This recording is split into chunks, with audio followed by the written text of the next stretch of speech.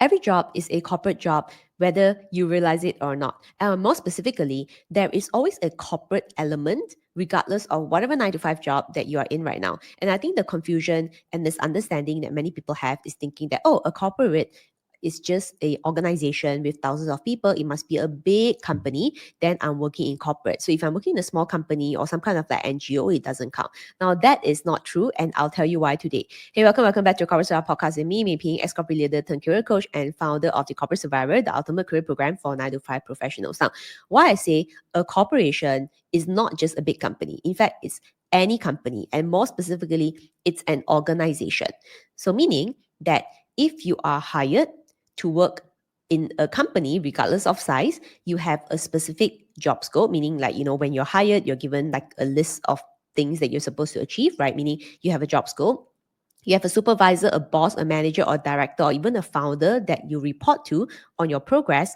And 3, you need to focus on delivering your performance goals so that you can get rewarded for your hard work, whether it's a promotion, salary increment, or new opportunities. So needing to achieve these 3 things, meaning that you're actually in a corporate job because you're not just doing something and then, no one's going to evaluate you, no one's going to make sure that everything gets done.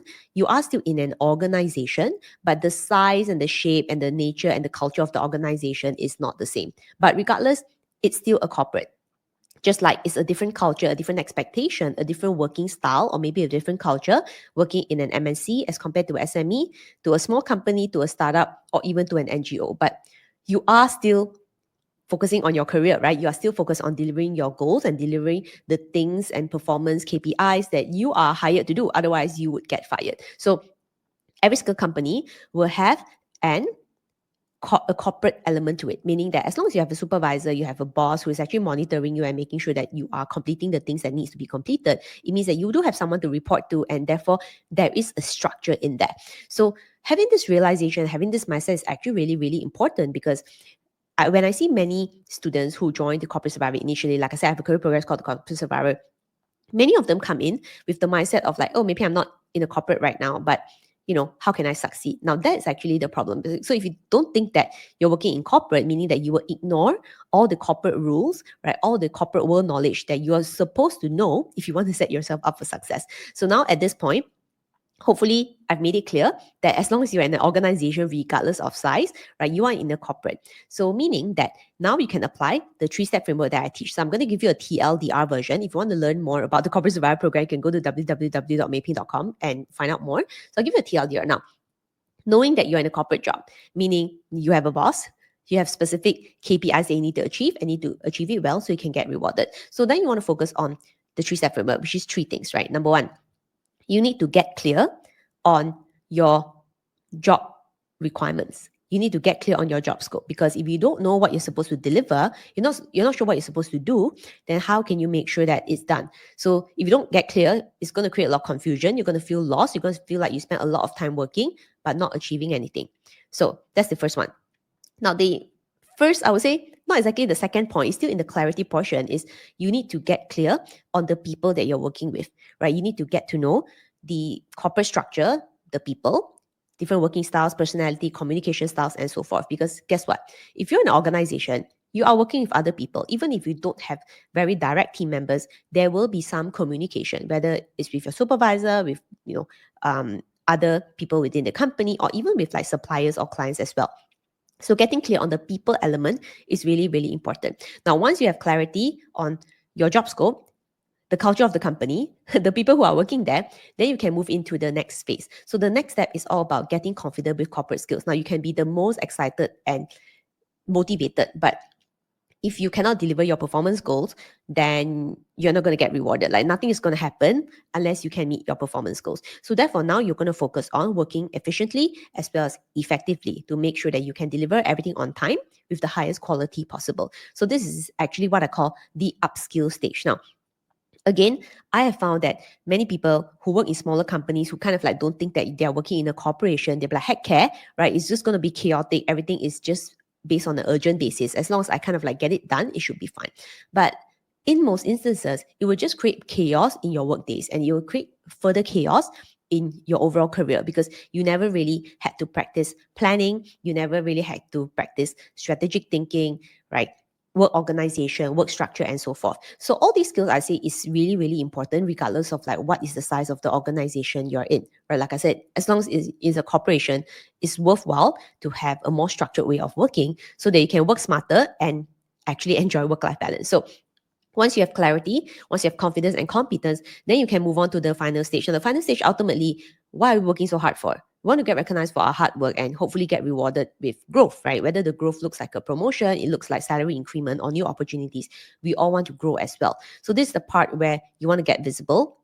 You want to speak up. You want to make sure that your boss, your supervisor or manager, director is aware that you're doing a good job, and they can say, hey, MEI Phing, awesome work. Now, this is how we're going to help you grow in the next 12 months. So that is actually what you want. And going through this 3-step framework is so important to make sure that you are focused and you don't keep telling yourself the incorrect knowledge that, oh, I'm not in a corporation, so heck care this, which is not true. It has to be, hey, I'm actually in a corporate right now, even though, I don't think my company is a corporate, but as long as, it's a company, it's an organization, it is corporate. So once I apply this knowledge, which is the 3-step framework that I've mentioned to you, then you'll find that your work days become a lot smoother. Now, I'll end with a very interesting story, which is, as I said, right, many people think that, corporation has to be like a big company and so forth. Now, last year, I welcomed many students to the Corporate Survivor program. And one of the most interesting students that joined the program actually was a school teacher. I would say was, she is right now still a school teacher. Now, you might be thinking, maybe what the heck, like, a school, like working with the government is not even considered a corporate, right? But the point I'm trying to make here, as I said earlier, is every job, there's a corporate element to this. So what is the corporate element for a school teacher? It's because every single job, right, even as a teacher, this particular corporate survivor member of mine has specific things that she needs to achieve every week and every month, right? So there are certain key milestones and key goals that she needed to achieve. And not only that, she also has a supervisor who is overseeing her to track on her progress, where she needs to gain feedback from and need to update to make sure that her supervisor can evaluate her performance and bring it upwards to the management of the school. So even though you think that, oh, it's just a school, right? So what the heck? Actually not true. As I just said earlier, right? You notice that there is a clear job scope with specific deliverables. There is a supervisor, right? Maybe it's not in the context of being called a director or manager, but in this corporation's context, it's a supervisor. And guess what? This particular student has not gotten a promotion for many years. The reason is because she has never considered the corporate element at this current job. So once she joined the program, and when we had our one-on-one career strategy call recently, she told me that after going through the lessons, she realized that there is a corporate element to this job. And once she had that realization, she started applying the lessons that's taught. So basically, step 1, step 2, and step 3, phase 1, phase 2, phase 3. You can go to www.meiping.com if you want to look at the course curriculum and the strategy that I teach. So after she went through that, she realized that, okay, there are so many things that I have failed to do because I thought my job was to just appear at work every single day. And that is actually not the case. So once she had that realization, she's currently in the process of implementing. And now we have a much clearer strategy for her to gain clarity on her role, gain feedback, as well as to sell her performance and her contributions for this year. So fingers crossed, she will get promoted as well. So this is just one example of what I call a very, very out there sort of like career that most people do not think that it's a corporate, or there are lessons that can be learned from the corporate world to apply to be successful in this role as well. Like I said, a school teacher is kind of like out there because it's an education organization. But like I said, there is still a corporate element to this. So like I said, if you are in an NGO or smaller company or an SME, don't lose track, right? There's still a lot of value learning how to navigate the corporate world, because you are in a corporate job after all, right? If you have a boss, you need to make sure that your boss is aware of your hard work. You need to impress your boss, and you need to get rewarded because you want to get paid more, you want to progress in your career, you want to have more opportunities. Then basically, you are working in a corporate world. So I'll end the episode by reminding you again that once you have the realization that, okay, actually, this is a corporate job, and the reason why I have not been progressing as fast as I should have, the reason why I'm not growing as fast as I should have is because I've never really seen this job as a corporate job. So now, pick up that skill, pick up that knowledge of like, okay, this is exactly what I need to understand about the corporate world. This is what I need to understand how my boss, my supervisor, my manager and director thinks. This is how leadership thinks. And these are the skills that I need to pick up if I want to be successful at any company, any organization. So I think like the moment you have that realization, it makes you so powerful because now you're coming with the mindset of like, you know what? I can do it at any job. I can succeed at any company. I can succeed at any career because guess what?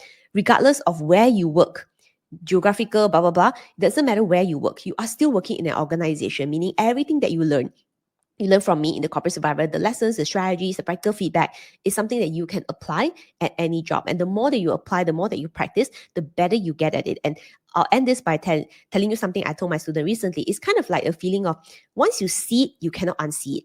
And once you have that awareness, you'll be able to pick it up, pick up the signs and pick up the things that you're supposed to be doing a lot faster and a lot better the next time around. So hopefully this episode gives you some empowerment and gives you some perspective that yes, there's a lot of value of realizing that, hey, actually I am in a corporate job right now. And now that I've realized it, now it's time for me to go and pick up, go and learn how to survive in the corporate world, how to navigate the corporate world, and how to actually grow my career in the corporate world so that I can be successful at any job. I can work with anyone. I can work in any industry, any career, no problems, because I have upskilled myself with a skill that I can bring on and on and on in the next 10, 20, or even 30 years in your career. So with that, good luck. And if you want to learn a bit more of what I teach, you can go to www.meiping.com. You can download the free 5-day guide and training. It'll give you some perspective. There's also a mentoring call, a bonus mentoring call that you can watch as well, where I help my corporate survivor members to problem solve their latest career job search or even workplace situation. So I think you'll find it super duper helpful. So you can access all of those below at www.meiping.com. And I'll see you in the corporate survivor. Bye.